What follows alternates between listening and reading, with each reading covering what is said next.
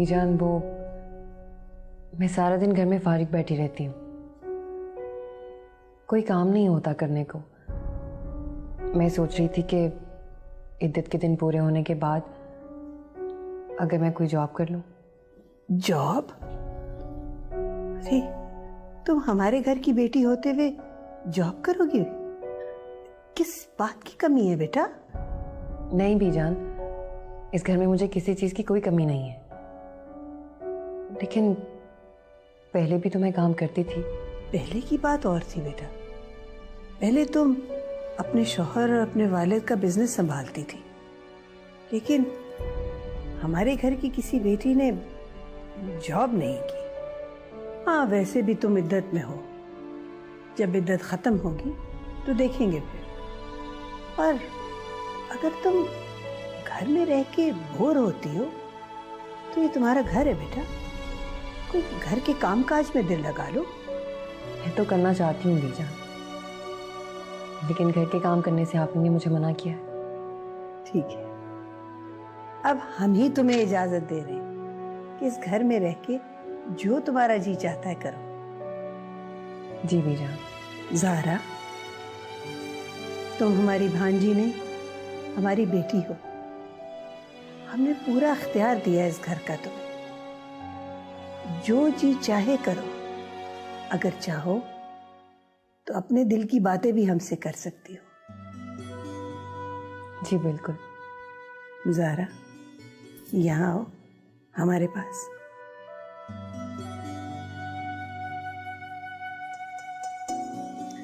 ज़ाहरा, कल रात तुमसे बात करते हुए हम कुछ तल्ख हो गए थे। बीजान प्लीज, आप ऐसा मत कहा करें। मैं आपकी बेटी हूं ना, और आप मेरी माँ। आपकी डांट भी मुझे प्यार लगता है। तुम जीती रहो, खुश रहो। अल्लाह करे हमारी जनरेशन अब जो है वो लड़कियां सब तुम्हारे जैसी हों। अगर वो तुम्हारे जैसी होंगी तो हर घर में खुशहाली रहेगी।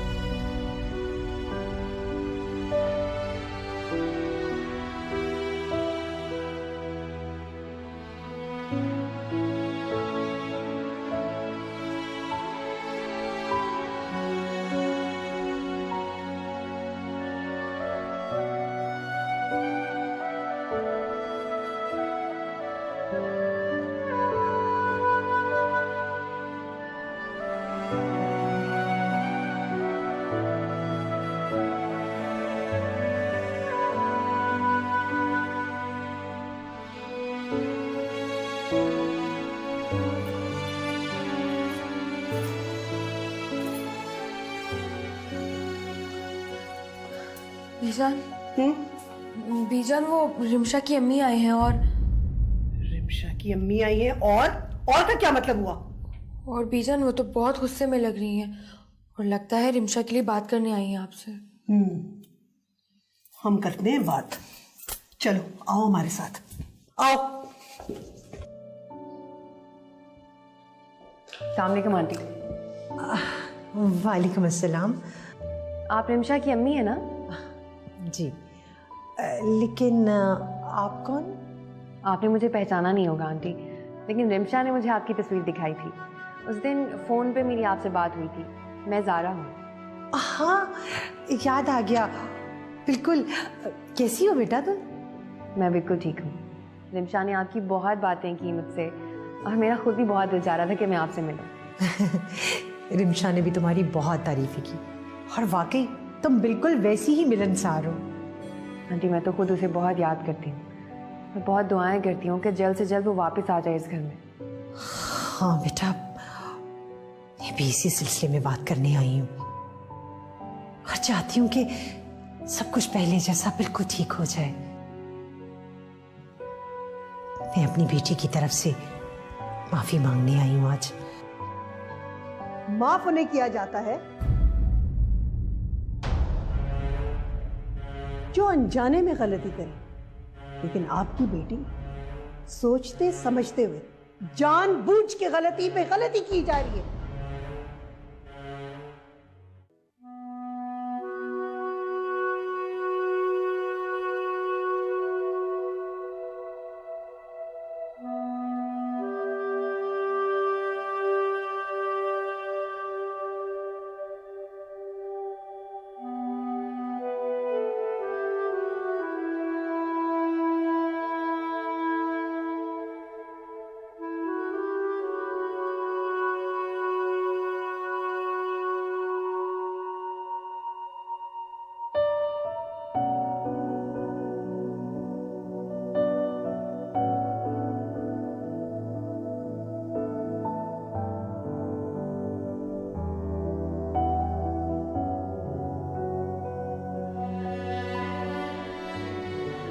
तुम भी अजीब बातें करते हो नीमा।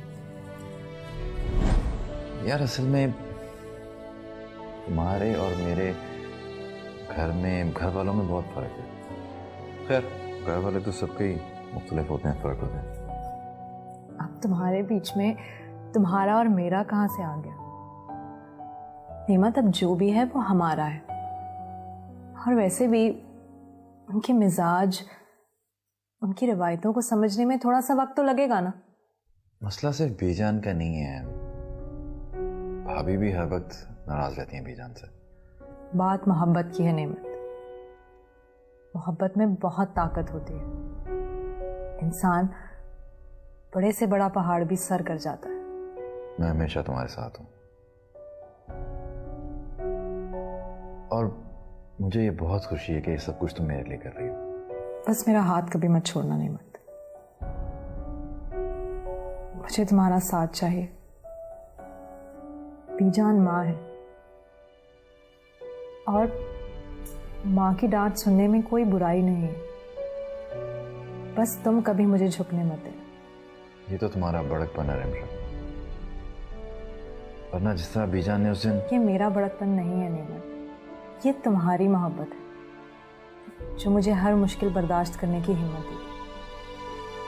और वैसे भी औरत का असल इम्तिहान तो उसी वक्त होता है ना, जब उसे सब गलत समझ रहे हों और उसने अपने आप को सही साबित करना। और तुम क्यों परेशान होते हो नीमत? मैं सब कुछ ठीक कर दूंगी और बीजान के दिल में अपनी जगह भी बना लूंगी। बस तुम कभी मुझे झुकने मत देना।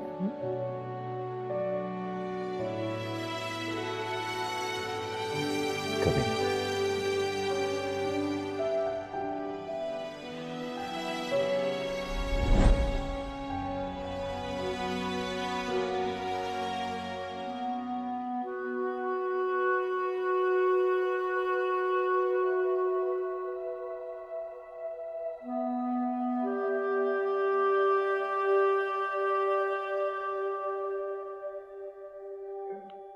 आयजा, सबके लिए चाय बनवा दो। नहीं बेटा, मुझे किसी चीज की जरूरत नहीं है। आंटी, एक चाय से कुछ नहीं होगा, बस अभी आ जाएगी। यास्मीन उन लोगों में से है जो अपनी बेटी के ससुराल में आके कुछ नहीं खाते पीते। ओ हाँ, अब तो ये आपकी बेटी का ससुराल नहीं रहा। हाँ, हो सकता है आप एक प्याली चाय पी लें। यास्मीन, ये बताएं आपका यहाँ आना कैसे हुआ? बीजान, वो ज़ारा, तुम आयजा के साथ जाके चाय की तैयारी करो, हम यहाँ बात कर रहे हैं।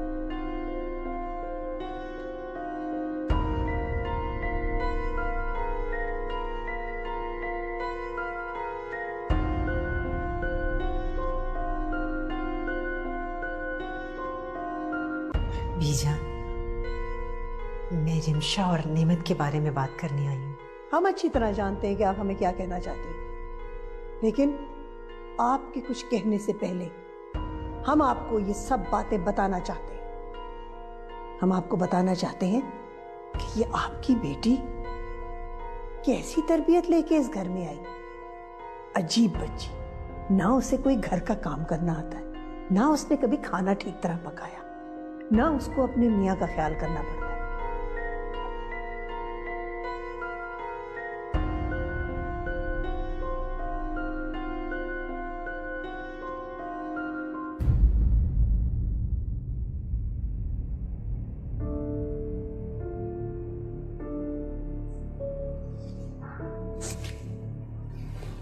No reply. 1 घंटे से ज्यादा हो गया है मामा को गए हुए, अभी तक नहीं आई।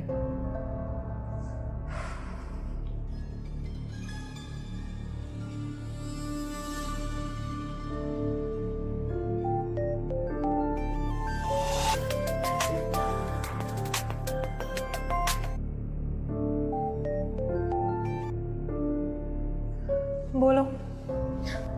अरे, ना कोई सलाम ना कोई दुआ। सलाम तो उनको किया जाता है जिन पर हम सलामती भेजते हैं, लेकिन तुम उसके काबिल नहीं हो। तुम पर जितनी भी लानत भेजी जाए उतनी कम है। अरे अरे, इतना गुस्सा मत किया करो मेरी जान।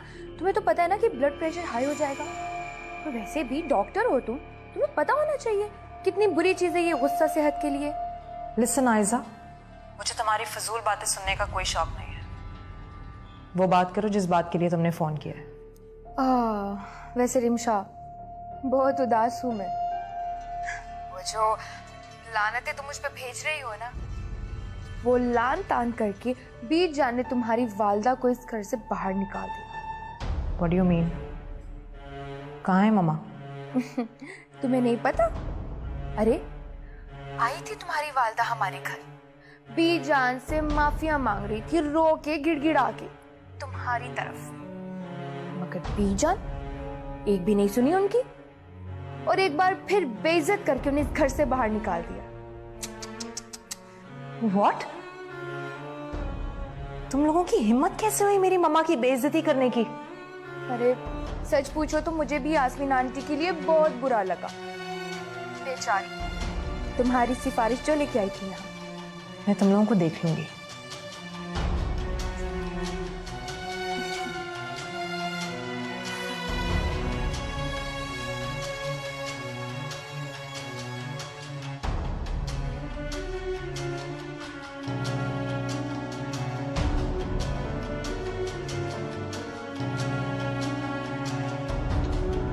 आंटी, आंटी, बीजान की तरफ से मैं आपसे माफी चाहती हूँ। वो अभी गुस्से में है इसलिए। नहीं बेटा,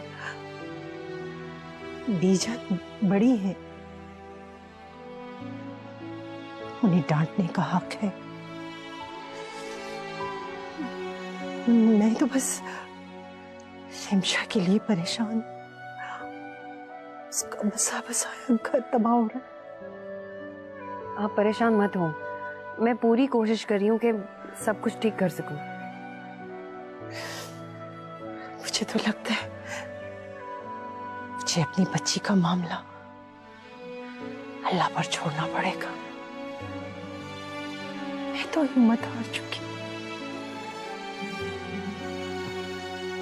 फिक्र मत करें, अल्लाह ने चाहा तो सब कुछ ठीक हो जाएगा। इंशाल्लाह। ठीक है बेटा, मैं अब चलती हूँ। खुदा हाफिज। अल्लाह हाफिज।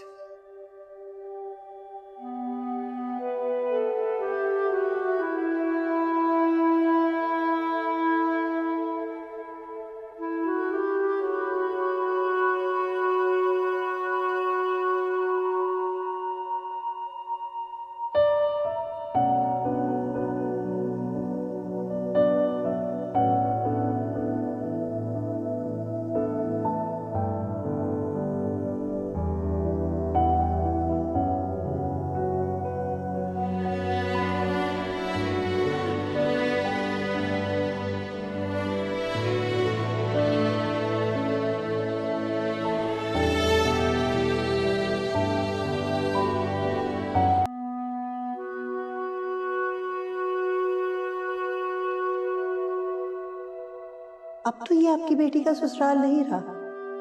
हाँ, हो सकता है आप एक प्याली चाय पी लें।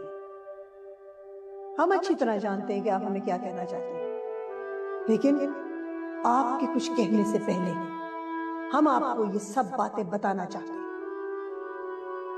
हम आपको बताना चाहते हैं कि ये आपकी बेटी कैसी तरबियत लेके इस घर में आई।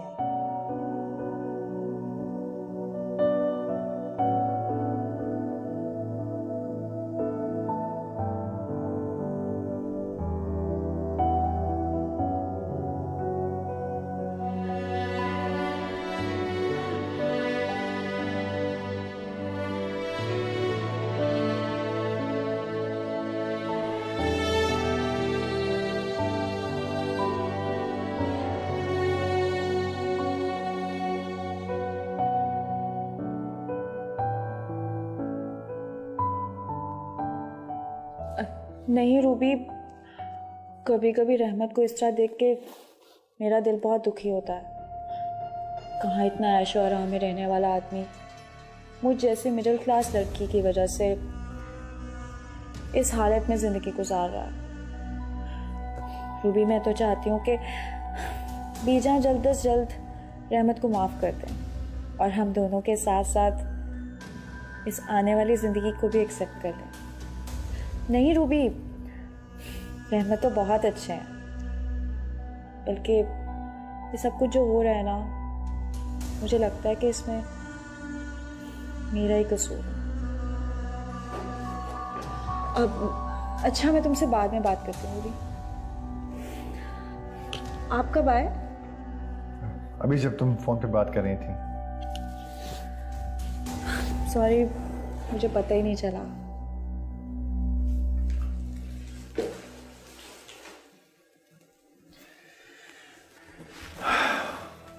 देखो माँ, तुम इस सब का जिम्मेदार खुद को मत ठहराओ। तुम जानती हो, जब से तुम मेरी जिंदगी में आई हो, मुझे महसूस होना शुरू हुआ है कि कोई तो मेरा अपना है जो मेरे साथ कदम से कदम मिला के चल रहा है।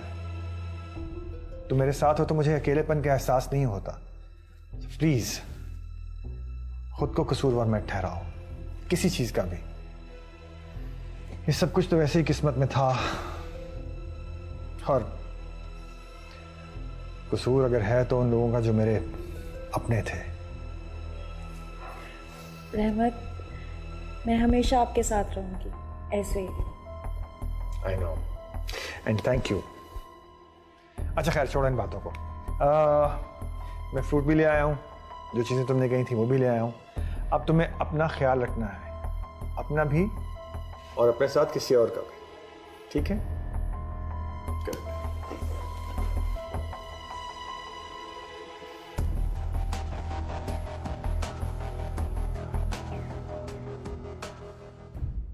आज तो तौबा, मार्केट में इतना रश था, मैं तो ट्रैफिक में फंस के रह गई। तुमने खाना खा लिया था ना? मुझे मालूम है, कहाँ खाया होगा तुमने। तुम्हारे हलक से तो एक निवाला नहीं उतरता जब तक मैं सामने ना हूं। मैं खाना गर्म करके लाती हूँ, फिर हम दोनों मिलकर खाएंगे। मुझे भी बहुत भूख लग रही है। और कितनी देर मुझसे सब छुपाएंगी मामा?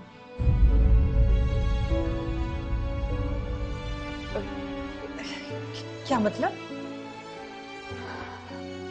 मुझे पता चल गया है मामा कि आप बीजान के घर गई थी, और ये भी पता चल गया है कि उन्होंने आपके साथ क्या सलूक किया। तो मैं क्या करूं रिमशा? मैं तुम्हारा बर्बाद होना और बिखरना नहीं देख सकती। मामा, जब मैंने आपको मना किया था कि कोई जरूरत नहीं है किसी से भी बात करने की, तो फिर आप वहां क्यों गई?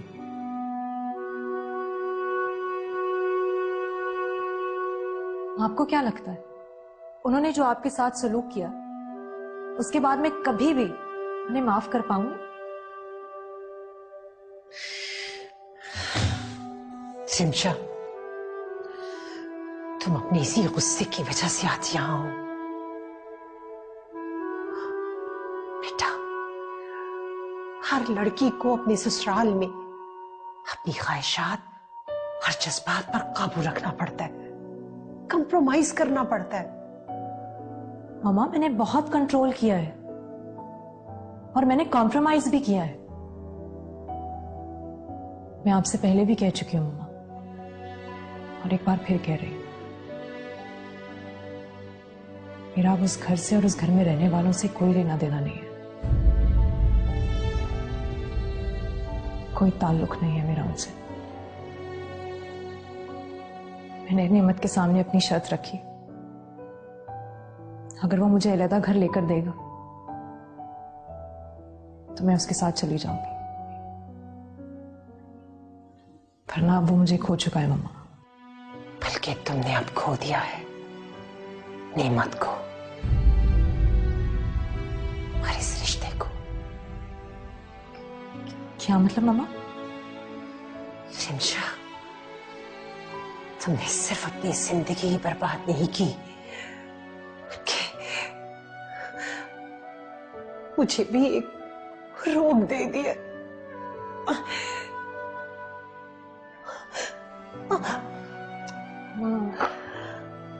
मामा प्लीज संभाले अपने आप को। मामा मामा आप बैठे यहाँ पर। मैं आपके लिए पानी लेके आती हूँ।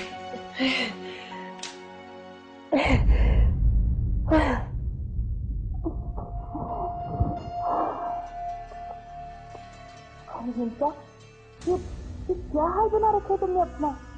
और ये बाल देखो, लगता है कि तुम अभी अभी पागलखाने से छूट के आई हो। वैसे इन फ्यूचर तुम्हारा यही हाल तो होना है।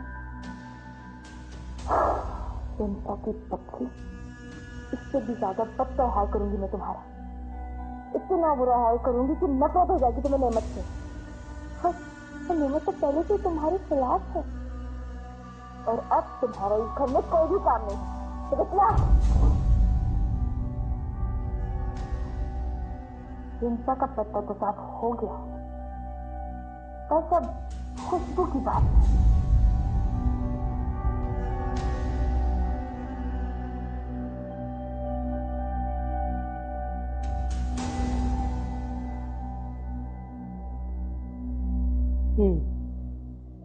सो हमने कह दिया सो कह दिया।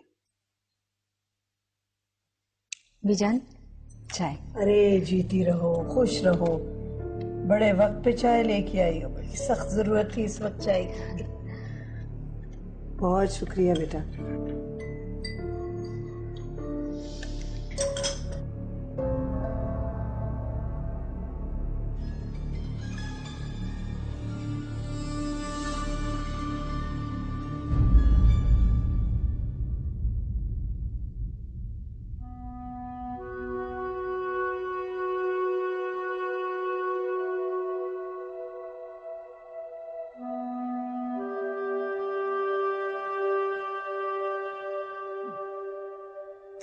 इन्हें नींद का इंजेक्शन दिया है और कुछ दवाइयाँ भी लिखी हैं, बस इन्हें टाइम पे देते रहें। हुआ क्या था? हाई ब्लड प्रेशर, लेकिन अब घबराने की कोई बात नहीं है। बस कोशिश करें कि इन्हें किसी किस्म की परेशानी का सामना ना हो। Thank you. You are welcome. Please आइए।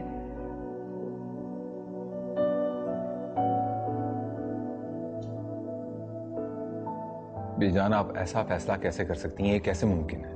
शफकत, अब हमें तुम सबसे पूछ के फैसला करना होगा क्या? बीजान, मैं आपके इस फैसले से मुतमईन नहीं हूं। मुझे नहीं चाहिए अपना हिस्सा। तुम मुतमईन हो या ना हो, अब बंटवारा होके रहे।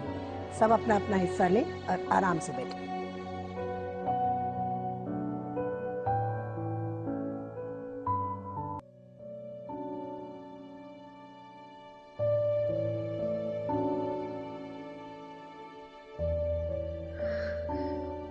तो मैं क्या करूं रिमशा? मैं तुम्हारा बर्बाद होना और बिखरना नहीं देख सकती।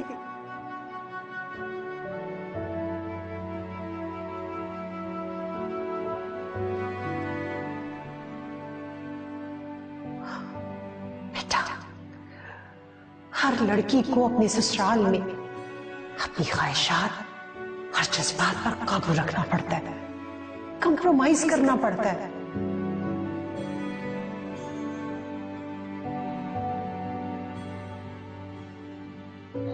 बल्कि तुमने अब खो दिया है नेमत को और इस रिश्ते को।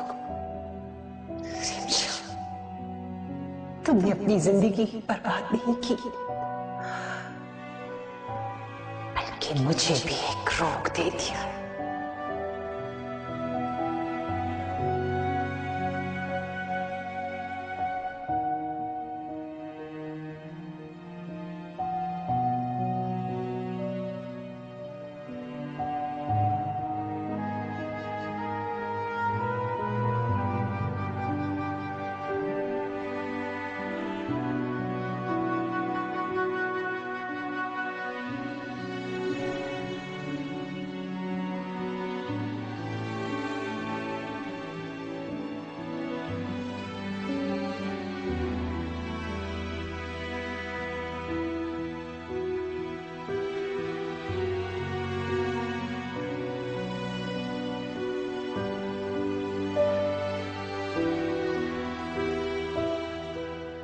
अब ये मत कहना कि सब कुछ ठीक हो जाएगा।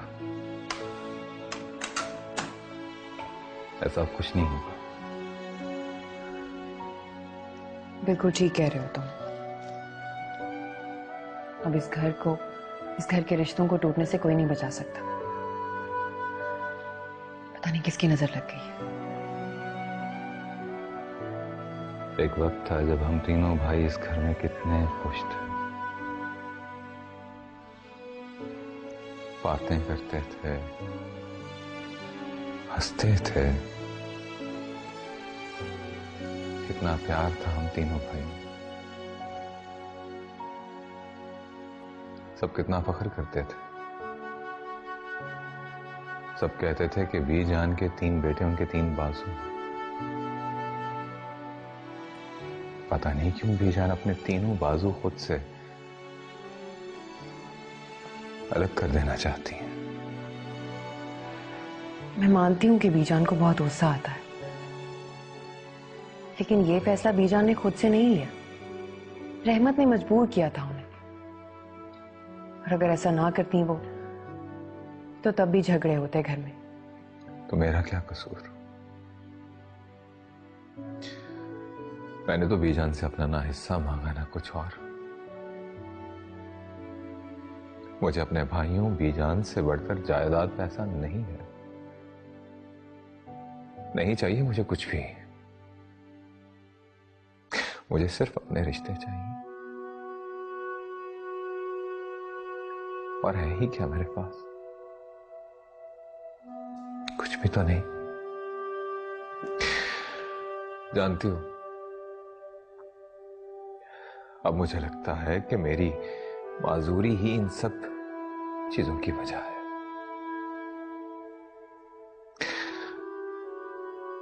अगर मैं माजूर ना होता तो ये सब भी ना होता।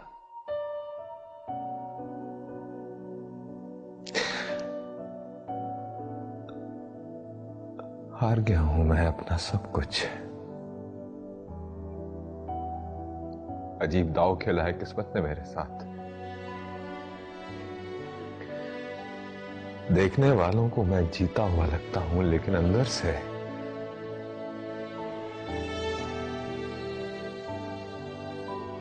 सब कुछ हार चुका हूं। सब कुछ हार चुका हूं।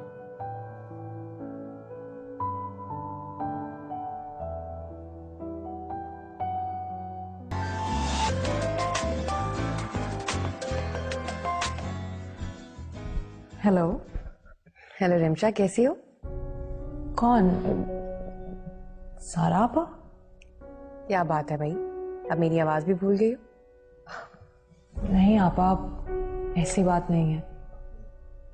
तो फिर पहचानने में इतना टाइम क्यों लगाया?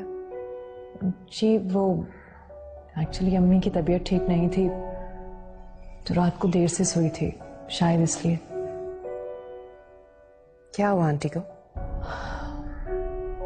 आपा आप तो जानते हैं ना कल अम्मी के साथ क्या हुआ था। I'm really sorry। आखिर हुआ क्या उन्हें? High blood pressure. Oh my God। I'm really sorry Rimsha. मैं उस वक्त कुछ नहीं कर सकी, मैं बहुत मजबूर थी। नहीं आपा, आप क्यों माफी मांग रही हैं? इसमें आपकी तो कोई गलती नहीं है ना। अब आंटी की तबीयत कैसी है? अभी बेहतर है पहले से। डॉक्टर ने इंजेक्शन लगाया। रिमशा, तुम खुद डॉक्टर हो, तुम्हें दूसरा डॉक्टर बुलाने की जरूरत क्यों पड़ी? आप नहीं जानते इस वक्त मेरी क्या हालत थी। अम्मी को इस तरह देखकर मेरे तो खुद के हाथ पांव फूल गए थे। मेरे सामने कोई पेशेंट नहीं था कि मेरी अपनी माँ थी। मैं समझ सकती हूँ, जब कोई अपना बीमार होता है इंसान खुद भी परेशान हो जाता है। अच्छा रिमशा, एक बात कहूँ? जी आपा कहिए। अपने घर को टूटने से बचा लो। मेहमत ने जो कुछ भी किया वो अपनी जगह, लेकिन ये रिश्ते इतनी आसानी से खत्म नहीं किए जाते। मैं तो अब तक अपना रिश्ता और अपना घर ही बचा रही थी, लेकिन सच कहूं अब मेरी हिम्मत जवाब दे गई है, टूट गई है मेरी हिम्मत। तुम सबकी जिद में सब कुछ बिखर जाएगा रिमशा। प्लीज तुम ही समझ जाओ, तुम ही जिद मत करो, तुम ही झुक जाओ। लेकिन आपा मैं ही क्यों? क्योंकि सब नादान और तुम समझदार हो। आपा मैं भी अम्मी को लेकर बहुत परेशान हूं। सच कहूं तो कुछ और सोचने की हिम्मत नहीं है मुझ में। तुम फिक्र मत करो, आंटी बहुत जल्द ठीक हो जाएंगी। आमीन। बस तुम उनका अच्छे से ख्याल रखो और प्लीज मेरी बात पे गौर जरूर करना। जी आपा। खुदा हाफिज। अल्लाह हाफिज।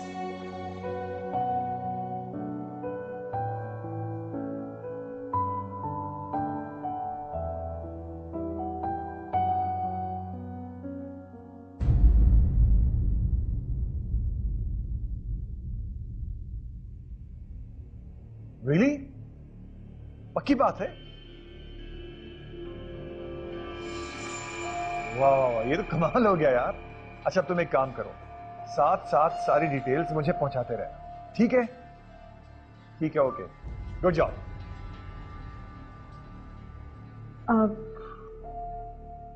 रहमत, मेरी आज तबीयत ठीक नहीं है, खाना हम बाहर से ना मंगवा लें? हाँ हाँ, क्यों नहीं भाई, हुक्म करो, क्या चाहिए? बड़े खुश नजर आ रहे हो, क्या बात है, कोई लॉटरी तो नहीं निकल आई है? हाँ ना, लॉटरी तो निकल आई है। मतलब ये कि बीजन मेरा हिस्सा देने पर राजी हो गई हैं। सच? हाँ, कैसे ना मानती? वैसे भी मैंने अपना हिस्सा किसी ना किसी तरह ले ही लेना था। अगर मेरे घर वाले गुंडे भेजकर मुझे डरा सकते तो मैं अपना वकील भेजकर उन्हें क्यों ना डराता?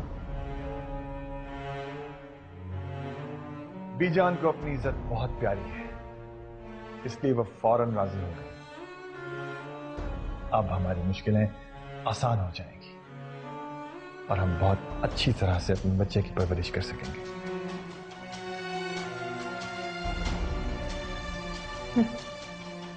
ये बच्चा तो एक बहाना था, आखिरकार मेरा प्लान कामयाब हो गया है। मुझे साजिद को बताना होगा।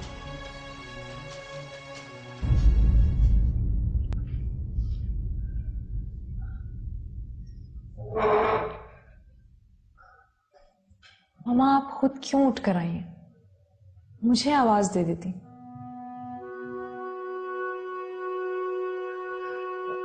आपकी तबीयत कैसी है अब? मैं आपके लिए कुछ खाने के लिए लाती हूँ। मम्मा। नेमत से बात की तुमने? नहीं, अभी तक नहीं की। बस आप प्लीज जल्दी से ठीक हो जाएं। मैं उससे बात कर लूंगी मम्मा। आपकी खुशी में ही मेरी खुशी है। रिमशा, हर बार की तरह इस बार भी तो झूठ नहीं बोल रही हो तुम।